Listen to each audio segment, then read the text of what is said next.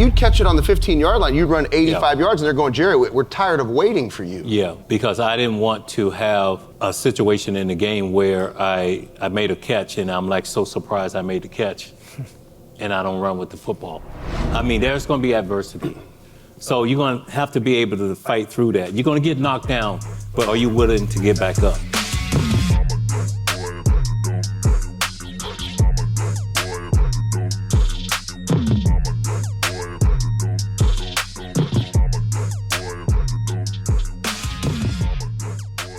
Welcome back to the Burn Podcast, hosted by Ben Newman. On this episode, we are having a talk with the GOAT, Jerry Rice. Jerry was one of the keynote speakers at our St. Louis Summit earlier this year, hosted at the Phorm headquarters.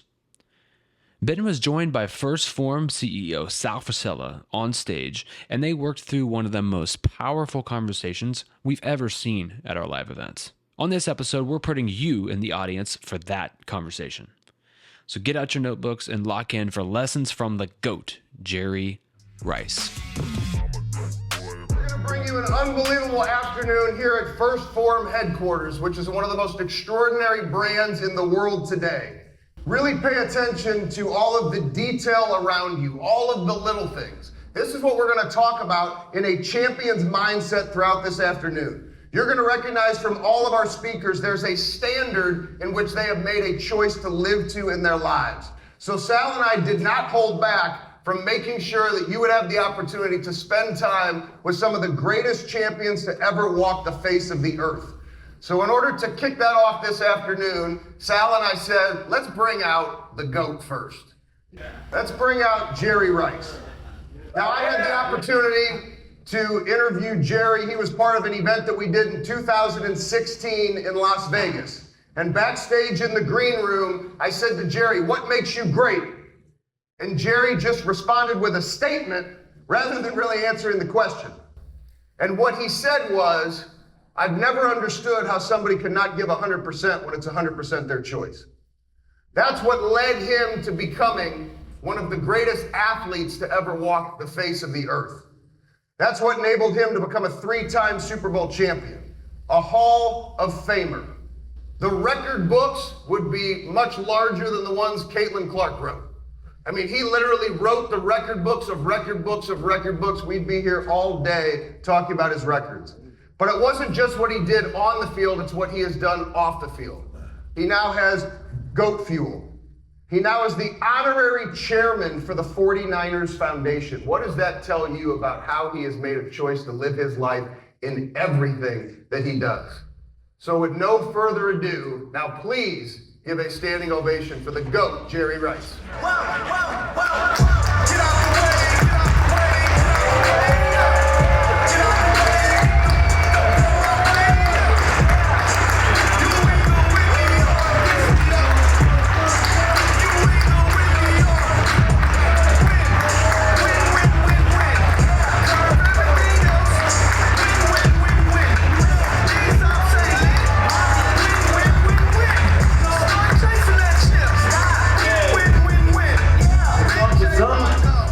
What's up? What's up? Hey, what's up, GOATs? What's happening? How you guys doing? Great, how are you? Hey, man, I'm full of energy, man. I'm ready to go. It's showtime. Jerry, you look like you could just still play the game. You guys think you can Hey, still you want to play race? the game? Let's go. You want to race? You want to race? Let's go. Hey, I don't do the racing. 60 I'll yards. bring Kennedy down. I told you earlier, I'll bring my daughter down. She can race you. Yeah, man, I get up, I work out every day, I challenge myself, I try to be the best person that I can be, and that's what I do every day. Jerry, how did you take that to the game of football, and when did you really find your passion for the game and your passion for the work? Well, I sort of fell into football, guys, because I was this nerd in high school, had big feet, humongous hands, real skinny, and my brother played football, but I was just this nerdy guy. Decided one day to skip class, not go to class, and the principal walked up behind me, scared me, noticed I could run really fast. So he wanted me to go out for the football team. After he gave me about 10 lashes, I go out for the football team. And I'm not, the most gifted, but I say if I really work at this, maybe I, could become a starter. And that's how I got started. So you never know what you're destined for. That's basically what I'm saying. I had no intention on playing football or even playing professional football, and got a chance to play the greatest game ever. That's awesome. When you think about, a lot of times we highlight all the successes, right? I mean, you talked about record books written in your honor because of the work that you put through. What are some of the challenges, or maybe one or two of the challenges that come to the front of your brain when you think about adversity that you had to face head on in your career? Well, you're right about that. A lot of adversity, guys, because when I got to the San Francisco 49ers, they handed me this big playbook. So all of a sudden, I got to try to learn this playbook. And it took away from my ability to focus in on catching the football. So I was dropping footballs. And when you are drafted in the first round, and I was number 16 taken in the first round. Al Toon, Eddie Brown, they went before me. When you're going through adversity like that, the media, everybody is going to get down on you. They're gonna say, well, why did you go draft this guy from a small HBCU, small school like that in the first round? Because, he's gonna be a bust or something like that. So I had to fight through that adversity. I had Joe Montana, I had Dwight Clark, I had Ronnie Lott, I had the greatest coach ever, Bill Walsh, to say to me, he said, look, you're gonna be one of the greatest players ever to play the game. Think about that. I'm dropping footballs, and my head coach is saying that to me. But what I had to do, what I was doing during practice, I had to transfer that into games. And I always wanted to catch that first ball from Joe Montana, score that first touchdown. So I put pressure on myself. After I was able to comprehend that big old book and just relax and have fun on that football field, that's when I really got going, and I was able to do some incredible things on the football field. I think now when people look back on all the incredible things that you did, it's fitting that those two words would be behind us, because I think people know you are the standard. What would you say to individuals who maybe struggle with consistency, or they go small periods of time where they exemplify what the standard is and then they stop? You're not going to be at the top. I mean, there's going to be adversity. So you're going to have to be able to fight through that. You're going to get knocked down, but are you willing to get back up? So, I went through that adversity. I took the criticism and I worked through it. And you got to have that supporting cast around you too, because, without that supporting cast, there's no way I could win, so many Super Bowls. I mean, think about Joe Montana. That's God. The greatest quarterback to ever play the game. Dwight Clark, not one of the fastest guys, but ran very, very, crisp routes. And I would sit back and I would watch those guys. Ronnie Lott being that enforcer on the football field. So we all go through adversity. It's just how you're going to, get back up and start swinging. When you look back on your career and you think about those names, right? Yeah, man. You're coming in as a kid, you have the shows in front of you, got all the big expectations. When you think back about all of those memories, can you share with us maybe two memories that stand out? Maybe whether being drafted and kind of showing up your first game, or winning a Super Bowl, what are the memories that stand out in your brain that you could share with us here today? Okay, one in particular is that I was in Jackson, Mississippi, a 3-bedroom apartment. I had one camera guy to come out and film the draft. And I had no idea I was going to get drafted by the greatest franchise ever. I get the call from the greatest coach, Bill Walsh, said, we're going to make you the 16th player in the first round to the San Francisco 49ers. They had just won the Super Bowl at Stanford against the Miami Dolphins. And I thought about, oh my God, I'm going to get a chance to mingle with Montana, Dwight Clark, all of these great players, Eddie DeBarlo, the owner of the San Francisco 49ers, all of that. And it was a standard with the San Francisco 49ers. That's the first thing they told me when I got to the Niners. The way we practice, the way we prepare, do all of those things, the way we travel, a professional on the football field, off the football field. You had to conduct yourself in a very professional way. So I go into that locker room and I'm sitting and I'm like a little kid in a candy store, guys. I'm serious, because I'm looking at some of the greatest players to ever play the game, Hall of Famers. And I said to myself, I remember the second I went into the locker room, I said, I got to prove myself. I got to earn it. So during practice, I would catch a 5-yard slant, 95 yards. Every ball that I caught, I finished to the end zone. So these veterans, they're looking at me like, what is up with this rookie? We're going to be out here forever if he continues to run to the end zone. But all of a sudden, everybody else started doing the same thing. That's how you build a team, a championship team. Because now you got guys in position downfield that could help a Roger Craig or, help a Dwight Clark score a touchdown. So, that was major for me.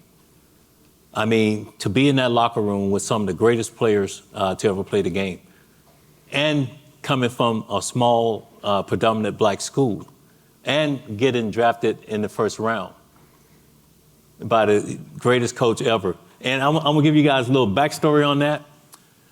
So San Francisco, they were in New Orleans to play the Saints.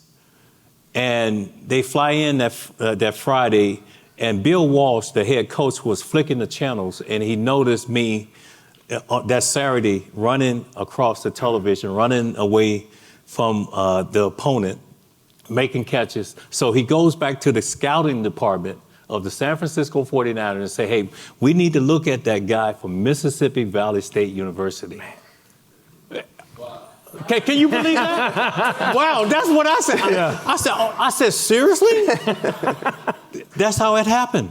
So, it's like, all I remember is my mother would tell me back in the day, and I would just run during the summer. And in Mississippi, it was like 110 degrees, 120.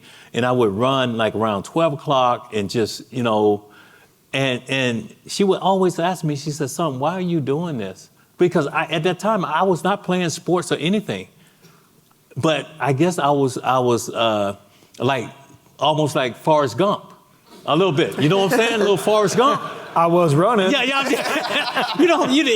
And I didn't know the reason why I was running, but I guess I was preparing myself for the NFL.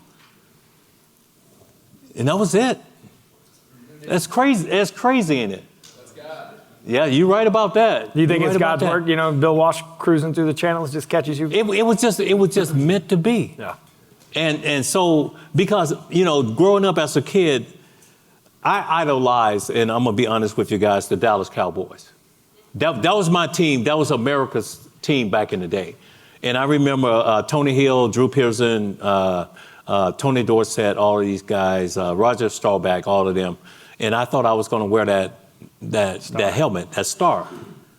And when San Francisco traded down and they got to that 16th spot, I just felt like, and I get the call from the coach, I started thinking about San Francisco.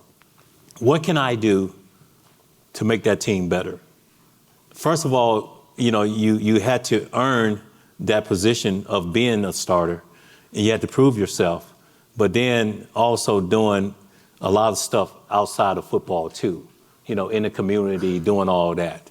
So, I've been blessed over the years. I played the game for over 20 years, and it was just like, it was never a job. It was just fun. No, you the GOAT. Yeah. So you had the blessing of Coach Walsh really pouring into you a lesson that I believe is so powerful for a leader. It's a transfer of belief, right? So he saw something in you that maybe you didn't see in yourself. And so we know the impact from Coach Walsh. What other coach had an impact on you that really drove that disciplined mindset, that process-driven mindset? I would say probably all my my receiver coaches, because I would get asked all the time, by my teammates. They said, why are you still working so hard? I mean, you're the starter, you're the man. You don't have to work this hard. But I felt like I could always get better. I never got to the point where I felt like I had that perfect game.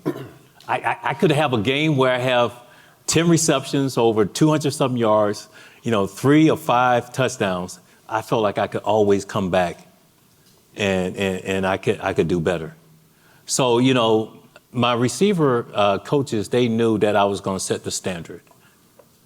My teammates knew that. So that's something that you have to earn, because if you don't earn it, and when things are not going the way you want them to go, God's not going to respect you when you stand up and say, hey, let's go. But if you do this every day, I never went to practice, and I took it for granted. I always wanted to get better every day. You have some guys that just say, hey, look, I just want to get through this. Talk about practice. Yeah, practice. Talk about practice and stuff like that. It's the same way, in business too. A lot of people just want to get through it. I wanted to learn something every day, and I think that's why I was able to be so successful on the football field. So that kind of leads into the next part of, what lesson, because you have professional Jerry now, right? Businessman Jerry. Right. Successful businessman Jerry. What lesson do you think that you yanked from the football field in all those years of greatness? Always give 100%, man. Yeah. I mean, if it's in business, I don't care what it is. I always, my entire football career, I have no doubt, I have no doubt, I don't have to look back and say, hey, what if I had done this different? I left everything on that football field. I always poured it, 100%. And it's the same way in the company that I'm building right now. My daughter, she's the CEO. She's doing a fantastic job. And, it's all about core values. And I think I learned that from my parents. And, my father was a bricklayer. He would take me to work with him during the summer. And it was very demanding work. If I didn't do my job, I got disciplined a certain way. That just taught me about hard work and dedication, and never just taking anything for granted. And, just feel like that you are part of a chain. And if you're a weak link in that chain, you're not going to be successful. Do you believe in 110%? Always. Yeah. Always, man. So how about you get to the point, somebody listening, and they're pushing, they're challenging themselves, follow up to this question, they're pushing, they're challenging themselves, and then they reach that point where they feel like they're at that wall. But like when you got to the wall, you knew there was more on the other side of the wall, you kept pushing. What would you think about that would push you to give more? I think when you build a great atmosphere and everybody buy into it, it's almost like the best dance ever. I mean, because everybody's on board. And, as a veteran, if you feel like a player that, is having some adversity or something, or they might be slacking a little bit, as a veteran, you can pull that individual aside and say, hey, look, there's a standard. And, you have to honor, you have to honor that standard. And you have to be,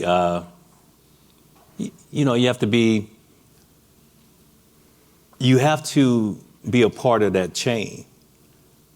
And the only way we're going to win championships is that you carry your own weight and we work together as one heartbeat. Steve Young or Joe Montana? I put both of those guys in the Pro Football Hall of Fame. All they had to do was put them in the ball. That was a shifty answer. No, I get asked. Yeah. Hey, guys, I get asked that a lot. Joe Montana and I had such great chemistry that if Joe was a female, I would have dated him. Steve Young, when Steve Young took over, now Steve was a lefty. Yeah. The different spin on the ball. I had never caught a football from a lefty. So I had to put everything on the back burner that I had learned with Joe. Now I got to work with Steve to make him a better quarterback.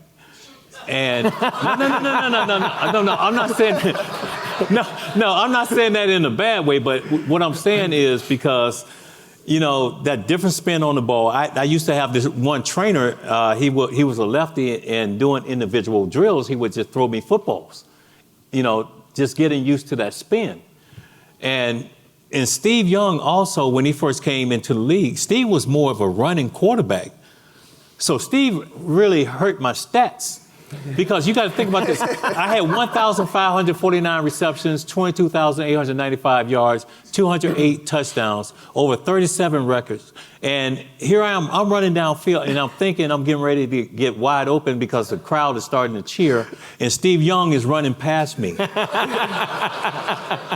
So he really hurt my stats. I'm serious. I could have doubled everything. That could have been 44,000 yards or more. 400 touchdowns or more. You know what I'm saying? Listen, I feel it. Is it true that he was faster than you? Did you guys race and he's faster than you? Oh, no. I heard it. He posted something on social media. I'll take him down.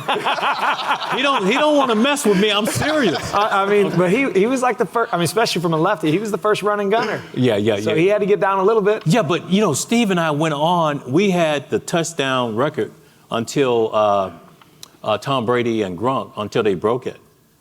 So the years that I had with him, and guys, I have played with so many quarterbacks, and it was something about how I could always adjust to those guys to make them better, to bring out the best in them. Like Elvis Grbac, I remember him, Jeff Garcia, Rich Gannon.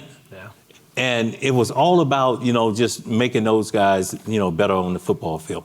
Can I hit one real quick? Yeah. Because I think about, you just mentioned something that I believe in and I think is extremely valuable is adaptability. Yeah. For success, like the roles change, and sometimes, you're the rookie. Right. And sometimes you're the veteran, and the roles change, and that ability to adapt to who's throwing you the football or what your role is on the team is extremely important. And if you could maybe share with us the importance of being adaptable throughout your career or throughout your leadership in business, and how important that is to the team's success or really your overall success. Yeah, because I don't think you're always going to be the best, but it's if you're willing to accept that and you lean on someone else, because I never thought I was the best receiver. I'm going to be honest with you. I never thought that I would get a chance to play in so many Super Bowls and all of those things. But I had teammates that I could always rely on. And it's just like you guys in your team. I'm sure you guys got people that you can rely on. And you always got to be able to adapt, man. And sometimes you're going to win and sometimes you're going to lose. But it's how you, Bill Walsh used to always talk about there's going to be ebb and flow during a football game. There's going to be highs, there's going to be lows. It's how you deal with those lows and to get back up there. And that was something that I was always good at. Dealing with the highs and the lows. Yeah, dealing with it and just continue to work, man. That's the only way you're going to work yourself out of it is to stay focused and continue to work and push hard every day. I love Coach Walsh and, his readings, right? Obviously I didn't play for him or don't know him personally, but the response to the low and how it's the driving force for your success, because everybody can operate when they're on the top. Right. But the response to the shattered feelings or the bad days is really differentiating factors between success and failure. Yeah. Hey, think about that. You just hit it right on the nose. All the success that I had throughout my career, one thing I was afraid of, failure. Yeah. That was that motivating factor for me, because I never wanted to let the fans down. I never wanted to let my teammates down, because I felt if the fans, if they came to a game and they paid, their money and stuff like that, I wanted them to witness something special. I wanted them to walk away from that stadium saying, wow, did you see what just happened? How he caught that ball, sprinted, 80 yards or something like that. So that was important to me. And I think it was that fear of failure that just kept pushing me. So I never got to a point where I felt like I had arrived. it was always like, it was this battle going on, with that failure. And I think that was something that just kept pushing me. It's interesting. I think back in 2016, and you talked about how I was never the fastest. No. I was never the best athlete. And then you think about what you're saying. So you're getting these results. But you said that all these years after the game was done, and it's almost like you're still, but I wasn't that guy. No. And I always talk about the seduction of success, not getting seduced by the success, going back to work. Is that part of what you had to tell yourself was, I'm not the best, so I got to keep working so that one day I might be the best? I still believe that today. When I hear people say stuff like that, it's almost like it sends like a sensation through my body that is weird. And you would think with, all the records, all of, the Super Bowls, all of that and stuff like that, that I would just say, hey, yeah, I was really good. No, I can't say that. You hear some of these other players, they can say that and they can live with it, but nah. Even though you got that big Hall of Fame ring, I think Sal feels the same way. You look like you could still play, so maybe you could keep stacking those stats until you prove yourself that you are that guy. No, I don't Do you think think you could still play? Yeah, because there's no bump and run, or the game done changed so much now. Come on, guys, the physicality of the game is so different now, guys. And back when we played, it was like the movie The Gladiator, because Russell Crowe, when he said, whatever comes into this arena, we have a better chance of survival if we stick together. It was that way back in the day, because if I was on the left side and the ball was being thrown to the right side, I was still getting hit on the back side. And you look at quarterbacks today, they can't hit them low, they can't hit them up around the head, they can't fall on them, they can't drive them into the ground, so players are more protected. So if a receiver can't defeat, because most defensive backs are going to play about 5 yards off. I had Deion Sanders, I had Darrell Green, I had these little ants just tugging me all the way downfield, grabbing on me and stuff like that. So it was an all-out battle, man, back in the day. But I still watch football and I still support it. I think players are more protected now, but I like the old school. Do you think, though, there's an argument to be said about the level of athlete in today's environment versus 20 years ago? And what I mean by that is, a lineman at 295 pounds in 1985 versus a guy today that's 375 running a 4.5 40.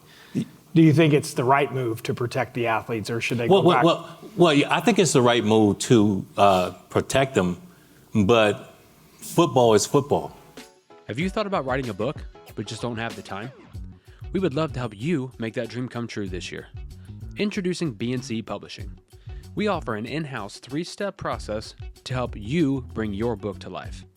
The whole process only takes 60 to 90 days. Compared to 18 months for traditional publishing methods, we work fast. To see if we are a good fit to work together on your project, email our team at info@bennewman.net. That's info@bennewman.net. Now, back to the show.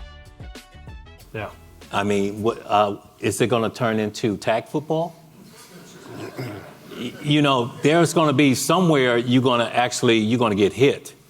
It's going to happen. It's going to happen. And, I think throughout my career, the thing that really helped me to stay healthy is that I was always in great shape.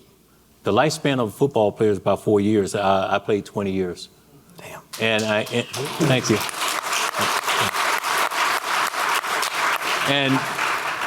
And it just blows, guys, I'm serious. Even with athletes like today, like Brandon Ayuk, Deebo Samuel, all those guys, they are blown away when they see me, because I'm always going to be at the game.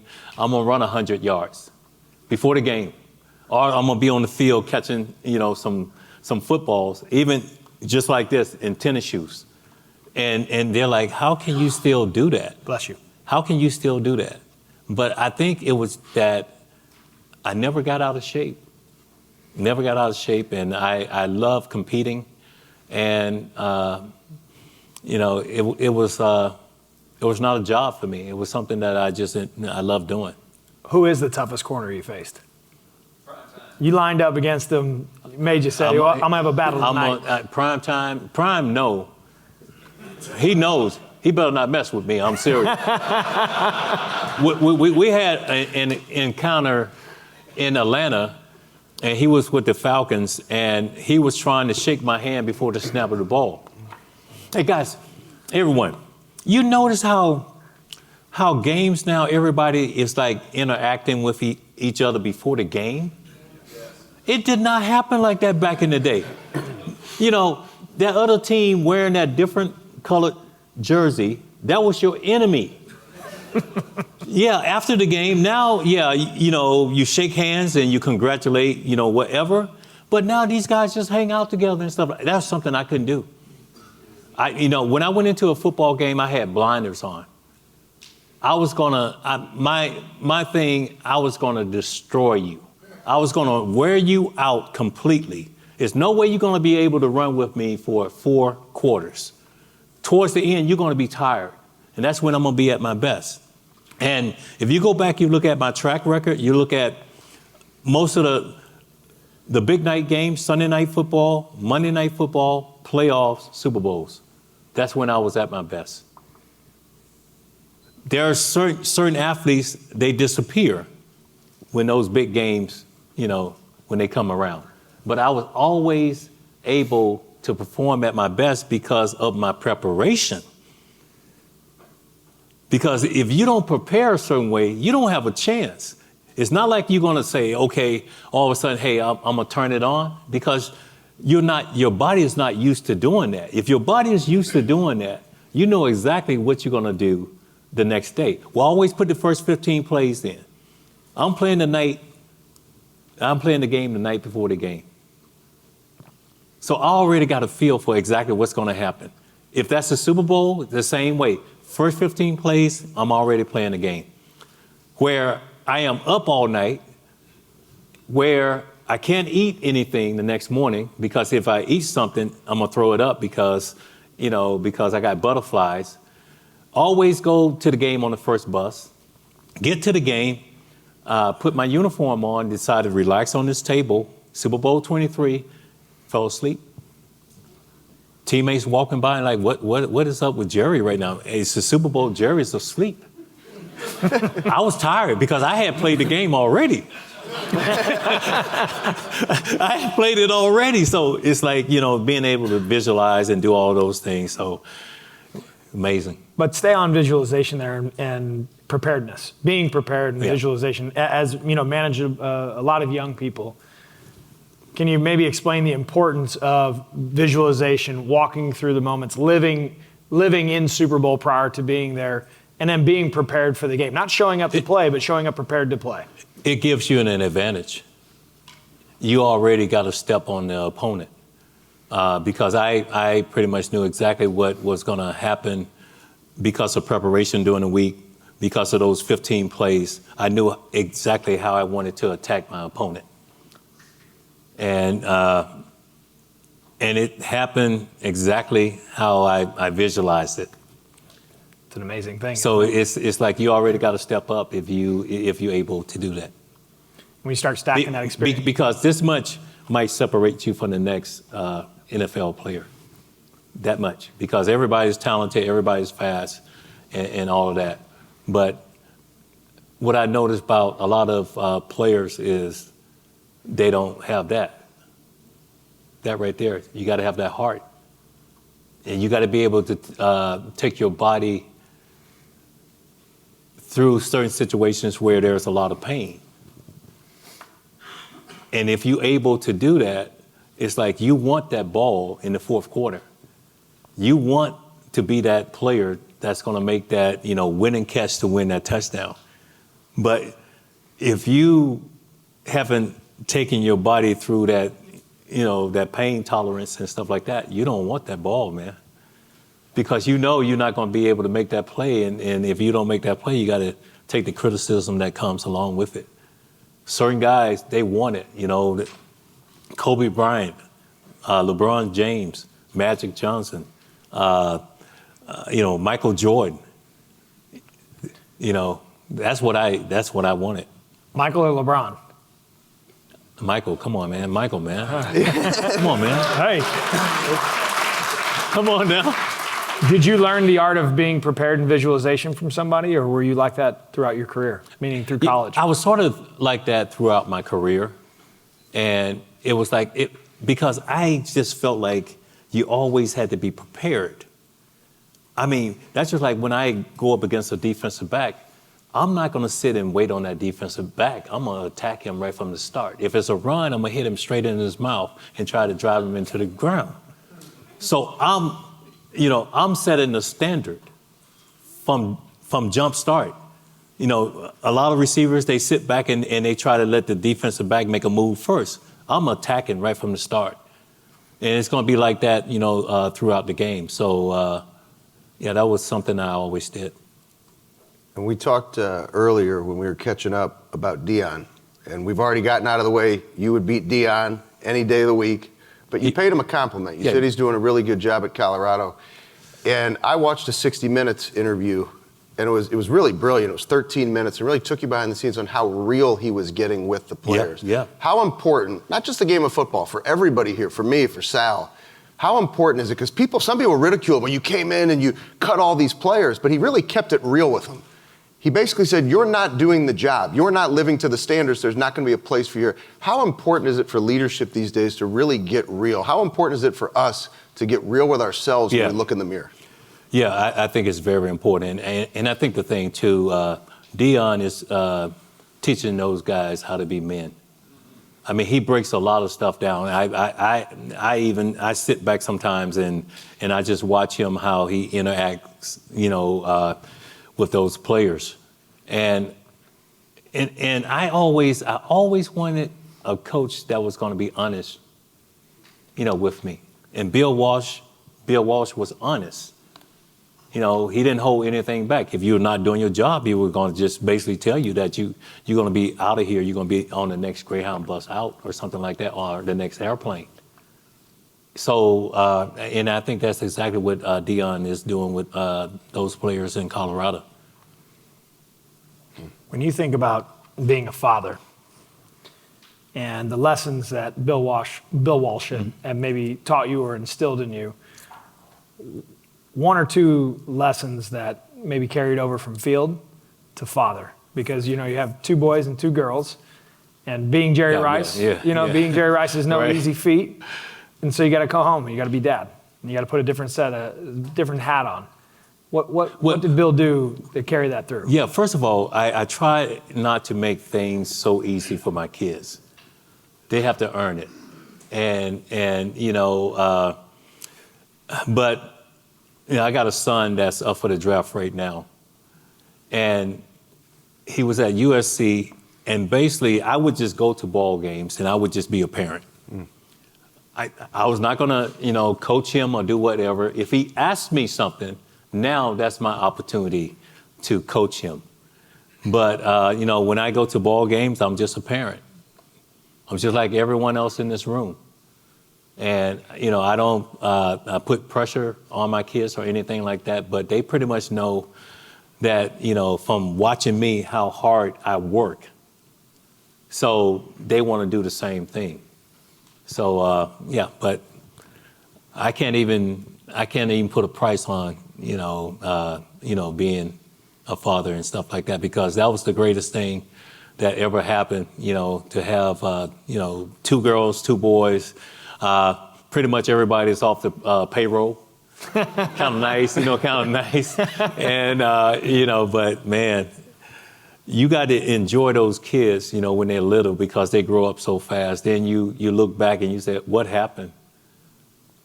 Yeah, so. You only get one crack at it. Yeah, and that's it, because they're not going to be little kids forever. You just said something I hope everybody heard. You didn't say, my kids watch how hard I worked. You said, my kids watch how hard I work. Yeah. And how important is that? Yeah. Right. How important has that been for you to continue to be the example? Because it's, those little eyes never stop watching you. Yeah, that's why I think, because I used to watch my father, how hard he worked and how he provided for the family, of setting the right example. So my kids, they all know, they see it, they're like, oh my God, Dad, you just all over the place. Can you slow down? I see you everywhere. But it's just, that's just in my, DNA, guys. I mean, I like working, I like getting out, I like talking to people, I like that interaction, I like taking pictures. Even when I go through airports and do all of that, if you want my signature or you want a picture or something like that, they're gonna get it. Awesome. That's awesome. Because it's all about giving back. It's all about giving back.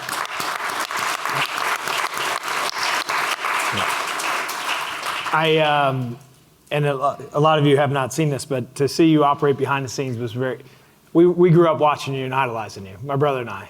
And so to have you here today is a great honor. It's great to be here, man. I'm honored to be here. Yeah, and to watch you interact with my son and those boys back there was really special because I think it shows a lot about the character of Jerry. And a lot of guys can turn it on. And it's just these kids are so smart. And it's like, oh my God. Because I like to think of myself, I'm like the old dinosaur or something like that when it comes to technology and all of that stuff. And he was like, yeah, I looked you up last night. You had over 190 touchdowns. I'm like, really?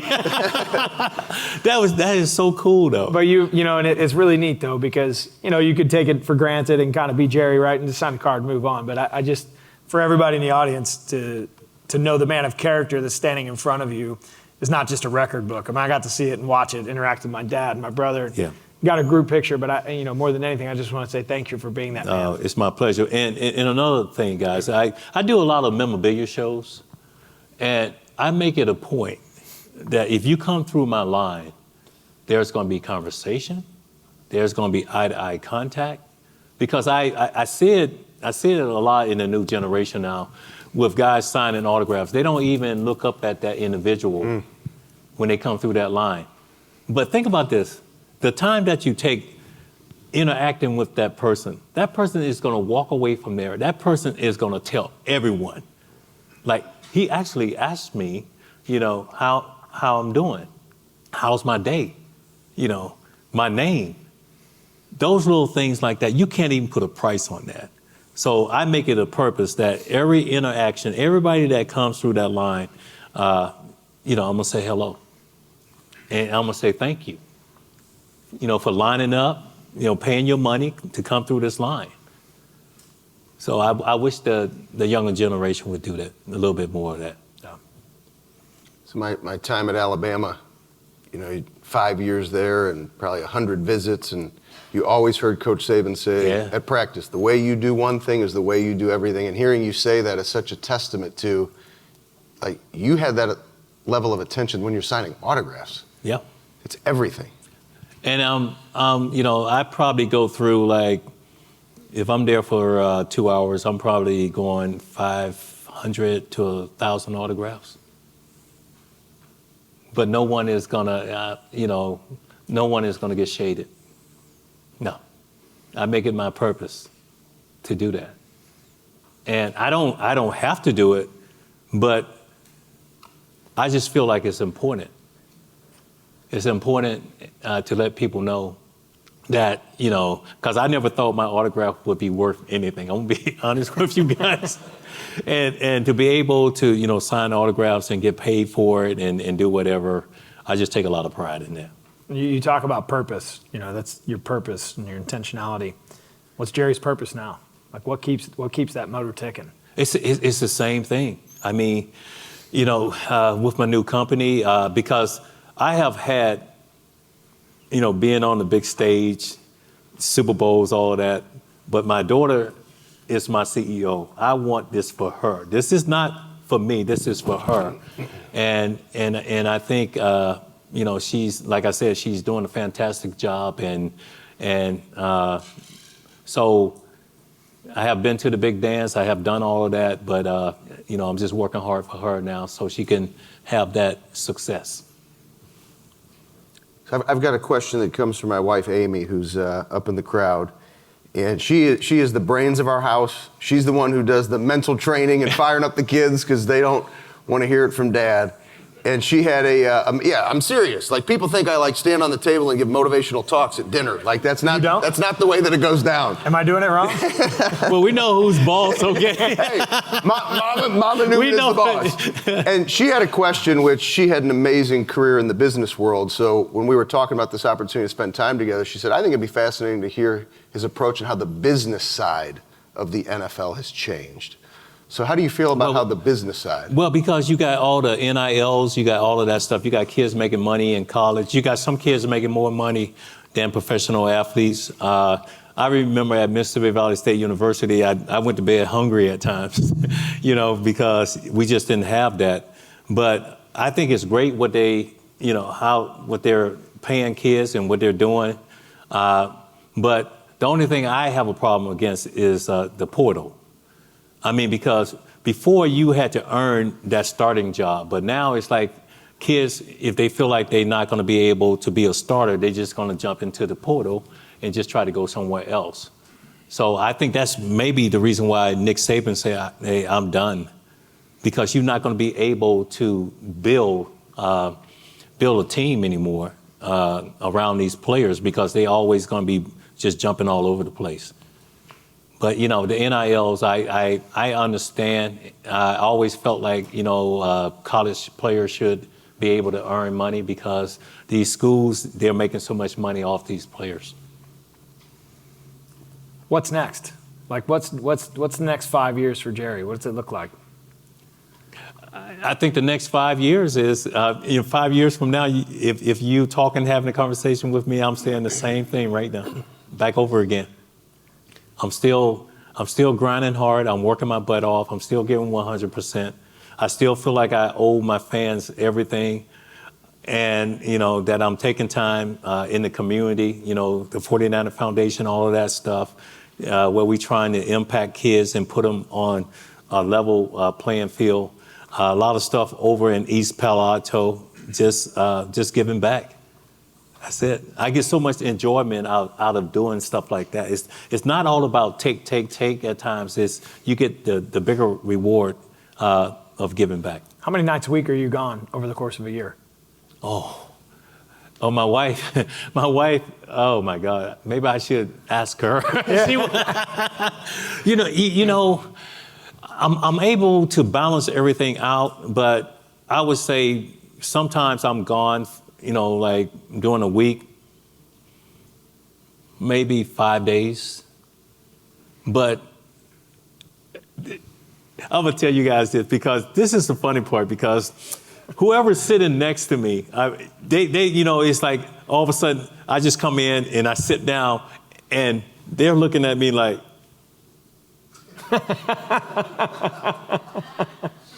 like Jerry Rice? Are you serious?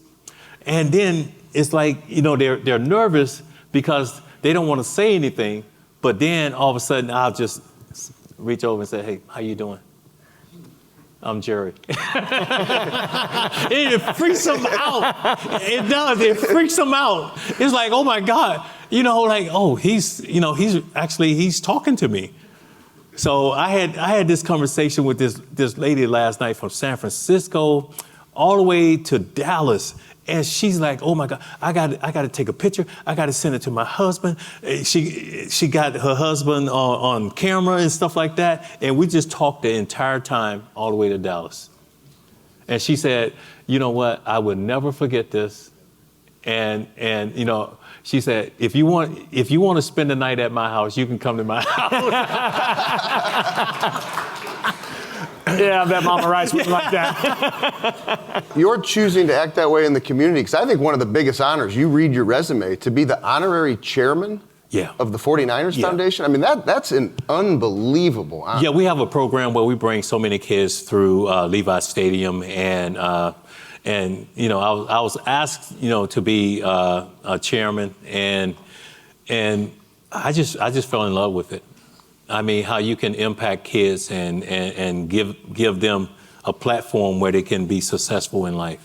So it's exciting. So I'm always challenging myself, doing different things. It's awesome. When you think about teamwork, the importance of teamwork, how much did that mean? You know, when you went into the locker room, you know, you being that example, how important is it, you know, when people think about their teams and leadership? Because I think a lot of times people hold back from saying what needs to be said. What caused you to be that example as a leader? But you mentioned earlier going into that locker room, tough conversations. Because of the standard. I mean, there was a certain standard that we live by.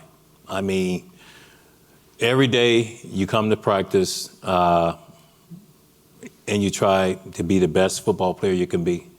But then when you leave, you still have to be the best person that you can be, because there's so much trouble when you're not in that arena. So it was a way of, you know, how you conducting yourself. And teamwork is the reason why you win so many championships. Because football is a team sport. It's not an individual sport. And you all have to buy in. You all have to buy in, and you all have to, you know, work hard. That's just like, you know, Super Bowl 23 with 3 minutes, 10 seconds left in the game against the Cincinnati Bengals. You got to go over 80 yards downfield to win that Super Bowl.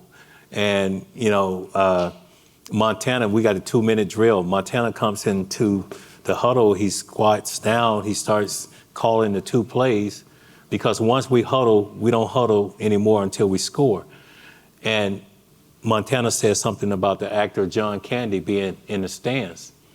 And I'm like, Joe, are you serious right now? Why are you talking about John Candy right now? We got to go all the way downfield. This is Super Bowl 23. You talking about John Candy. But what Joe Montana was saying is that, hey, look, we got this. We have practiced. We have prepared. We were able to move that ball all the way downfield and win that Super Bowl. But because if you hadn't prepared or the preparation and stuff like that, there's no way you can do that. Because everything, you can't have any blown assignments or anything like that. Everybody got to work together as one heartbeat. And I remember when John Taylor made that catch to win Super Bowl 23. He hadn't caught a pass the entire game. And he caught the winning touchdown in Super Bowl 23. So you just never know when you're going to get that opportunity. Who did you look up to when you were a kid? Who's Jerry's idol? Oh, my God. Oh, Drew Pearson, Tony Hill, Dwight Clark, Freddie Solomon. God, you know, it was just like so many receivers. And I thought of myself as being almost just a mixture of all those guys combined, because I took pride in my route running. I took pride in separation. I was not afraid to go across the middle. I was never going to have, like, you know, they talk about alligator arms and stuff like that. I just had confidence in my quarterback that they were not going to mislead me or anything, throw me into trouble. You know, like a lot of these quarterbacks just hang these receivers out to dry, because these receivers, they're running, they don't know if it's man-to-man or if it's zone. If it's zone, you sit down in the hole. If it's man-to-man, you continue to run. So, you know, so I always thought I was a mixture of all those guys, because I wanted to be known for my route running. I wanted to be known for my toughness blocking, going down and blocking the safety and doing all that and making the difficult catches, all of those things. So those are guys you looked up to when you were in your younger years? Yeah. After you played and during the career? During my career now, Michael Irvin, Randy Moss, Chris Carter, Andre Rison, John Taylor, because John Taylor, he was so good where John Taylor could have went anywhere else and he would have been the focus of attention, but he wanted to, you know, stay with the Niners and win Super Bowls. But yeah, those guys. What about from a man standpoint, like a father figure, like somebody you respect? Who in the locker room did you look up to and idolize? Bill Walsh. Yeah. Bill was not only Why? he was not only my coach, he was like a father to me. And I knew he was always going to be real.